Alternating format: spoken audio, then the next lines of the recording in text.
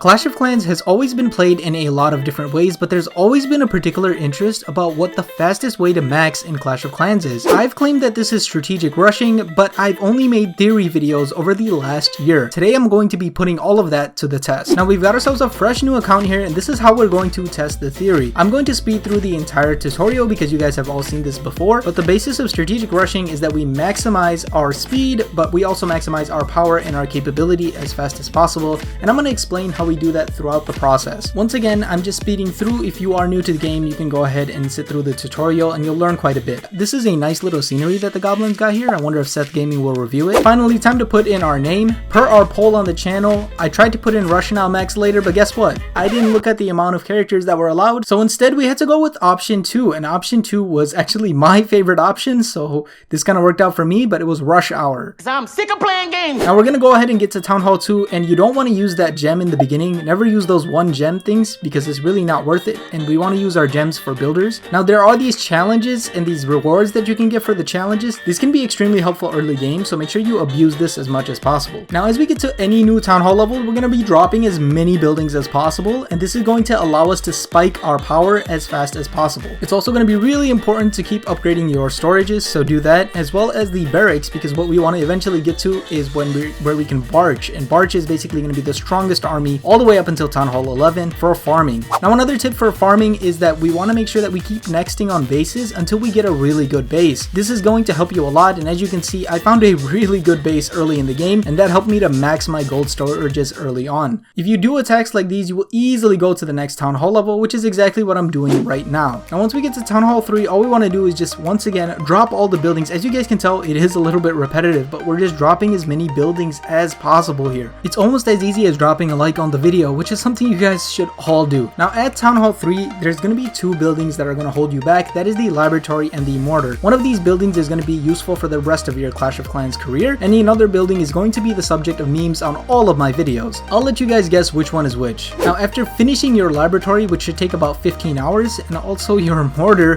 which is going to scare anybody from attacking your base, it's actually pretty good early game, I'm not going to lie. You also want to focus on your army camps because these are the biggest offensive upgrades that you could do early game. This is something that we want to focus on throughout the entire process. Now I have a lab guide for all of you, and it's just we're gonna upgrade Barch. That's it. Everybody go home. In all honesty though, they're pretty expensive, so we're not gonna focus on them until Town Hall 4, which is right now actually. So now we're at Town Hall 4. Once again, we're dropping up all of our early buildings and we're increasing our power as fast as possible. Now you want to make sure you're dropping your buildings, you're using your challenge rewards to make it easier, you're setting your alarm so you're not late for things, and of course you're satisfyingly dropping all of the walls that are possible. And then you will get to the air defense, which is a pretty expensive upgrade, but you guys should be able to get there within the day. Now you can at this level unlock the clan castle, and I would recommend that, but I'm going to talk about how you can use the clan castle in another episode. You can also go ahead and unlock the builder base, which is something you should also do, but once again I'm going to break that down in a different episode, basically how you get started in builder base and what you should be focusing on. So now we are at Town Hall 4, and to get to Town Hall 5 we do need 150,000 gold, which is going to take a lot of storage upgrades, and this is where I'm going to leave you for today. I know that this episode did seem a little bit rushed, and I'm sorry for that, but we will have a ton of episodes on the stream as well as videos on the channel, so you guys are going to be able to keep up with the entire process. Thank you for stopping by, and I hope you guys are excited for the rest of the series.